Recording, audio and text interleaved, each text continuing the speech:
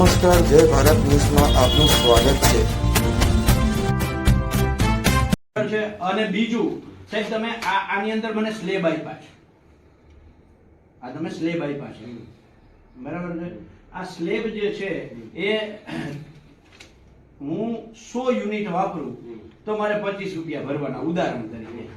હું 101 થી 150 યુનિટ વાપરું તો મારે 35 રૂપિયા ભરવાના પર યુનિટના, એ પછી 100 પછી 100 પછી, બરાબર છે। પછી હું 150 થી 200 યુનિટ વાપરું તો મારે 35 ના 40 ભરવાના, બરાબર છે। આવો તમારો આ સ્લેબ યુનિટ છે, બરાબર છે। આ જે છે એ તમે અમારી યારે કાયદેસર ચીટિંગ કરો છો।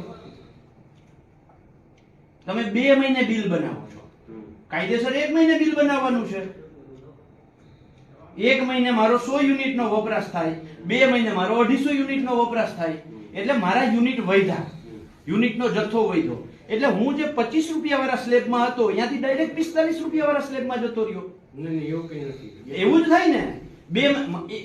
2 મહિને ને 1 મહિને બિલ બને તો યુનિટ નો ટોટલ જે છે જથ્થો, એ લોકો છે ને, એ લોકો એ રીતના કરે છે કે 2 મહિના હોય પણ એ કન્સિડર 1 મહિના પ્રમાણે કરીને ના ના એવું ક્યાંય કરતા કે નથી।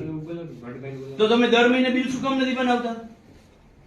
તો તમે દર મહિને બિલ શું કામ નથી બનાવતા? અમુક કેટેગરી છે એનું બાય મંથલી બને છે, અમુક મંથલી બને છે। હા, પણ તો અમે 2 મહિને અમારું ઘર વપરાશનું બિલ 2 મહિને બનાવી અને આ સ્લેબમાં મારા બિલના ટોટલ યુનિટ વધે એવું તમે કરો છો, અને ટોટલ યુનિટ વધે એટલે મારો જે સ્લેબ છે, સ્લેબ ચાર્જ ઉપર વયો ગયો। આ તો તમે અમારા ગ્રાહક અરે છેતરપિંડી કરો છો કાયદેસરની। એનું તો કેવી રીતના ગણતરી કરે ને એવું તમને આપીશ તમને। અમારું છે કે આ જે તમે યુનિટ નું કહો ને બાય મંથલી ને મંથલી, એ કન્સિડર કરવાથી કોઈ ફરક નથી પડતો।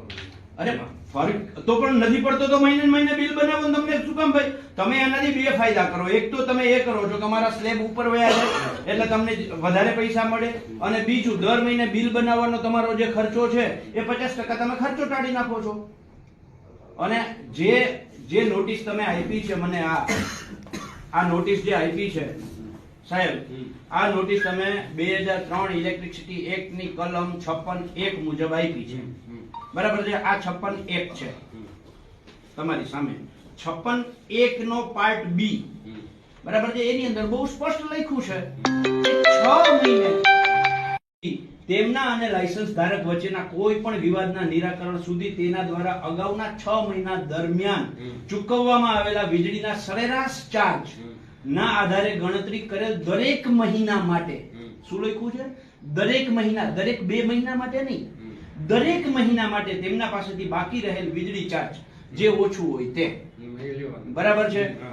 એનો અર્થ એવો કે મને તમે આ 15 દિવસનું બિલની આરે 15 દિવસની નોટિસ આપો છો, એ ખોટી છે, કારણ કે આમાં તો 6 મહિનાનો ઉલ્લેખ છે। 2003 ની કલમ 1 એની પેટા કલમ બી ની અંદર છે કે 6 મહિના, બરાબર છે, અને એની અંદર લખ્યું દર મહિને, એટલે 2 મહિને જે તમારે ક્યારે કે જ્યારે કોઈ ડિસ્પ્યુટ થાય, હા ડિસ્પ્યુટ થાય ત્યારે તો એમાં દર 2 મહિનાની એવરેજ કાઢવાનું કામ નથી કહ્યું, દર મહિનાનું બિલ કાઉન્ટ કરો। એટલે બહુ સ્પષ્ટ છે કે તમારે મારું બિલ દર મહિને બનાવવું પડે। તમે 2 મહિને બિલ બનાવો છો એટલે મારા બિલમાં તમે સ્લેબ મારો જે છે આમાં તમે જે આપ્યો છે અહીંયા પાછળ, બરાબર છે, 15 રૂપિયા, 25 રૂપિયા, 45 રૂપિયા, 70 રૂપિયા, બરાબર છે, એ 15 વાળો હું ડાયરેક્ટ 25 માં જતી રહું, 25 વાળો 45 માં જતો રહીએ, 45 વાળો 70 માં જતો રહીએ, બરાબર છે। એટલે ડાયરેક્ટ તમને તો ફાયદો જ છે। એવું નથી, આમાં આપણે કાઉન્ટ કરે છે ને દિવસો, એ તો મોલા પ્રમાણે કરીને લે છે। મંથલી ચાર્જ મારા બિલમાં ક્યાં લખેલું છે? મારા બિલમાં ક્યાં લખેલું છે? મારા આ હું શું કહું છું, ચાર્ટમાં 100 યુનિટ છે પેલા, પણ એ તો મંથલી પ્રમાણે કરીને ભલે બિલમાં મંથલી હોય, મંથલી પ્રમાણે કરીને આપ્યું હોય ને આપણે પણ તો મારા બિલમાં તમે નોટિસ આપો છો, મારા બિલમાં નોટિસ આપો છો તો આ ઉલ્લેખ મારા બિલમાં તમે દેખાડી દો કે આ તમારું આ જૂન અને જુલાઈ નું બિલ છે। નોખું બાયફર્કેટ કરી નથી આપતા મહિના મહિને। હા, તો પછી મને કેમ ખબર પડે ગ્રાહકને? એ ભેગું જ આપીએ છીએ તમે હા હું તમને એક છે ને કેલ્ક્યુલેશન કરીને બતાવી। ના ના એ બતાવવાનું નહીં, મને બિલમાં આપો। તમે મને એકને સંતોષ કરવાની જરૂર નથી, તમારે પીજીવીસીએલ ના લાખો ગ્રાહકોને સંતોષ થાય કે મારું આ 2 મહિનાનું બિલ છે, એમાં પહેલા મહિનામાં આટલા યુનિટ વપરાણ હતા, બીજા મહિનામાં આટલા યુનિટ વપરાણ હતા, અને પહેલા મહિનાનો આટલો સ્લેબ લાગ્યો છે, બીજા મહિનાનો આટલો સ્લેબ લાગ્યો છે। તમે મને દેખાડો મારા બિલમાં, તમે મારા બિલમાં નોટિસ આપો છો કારણ કે તમારે રૂપિયા જોઈએ છે।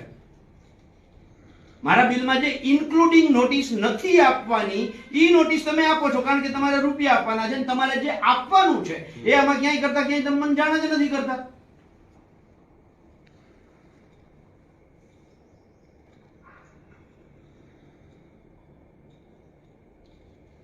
માથાકૂટ ના કરો, રાતના 12 વાગ્યા સુધી બિલ ચેક કર્યું છે નથી એનું.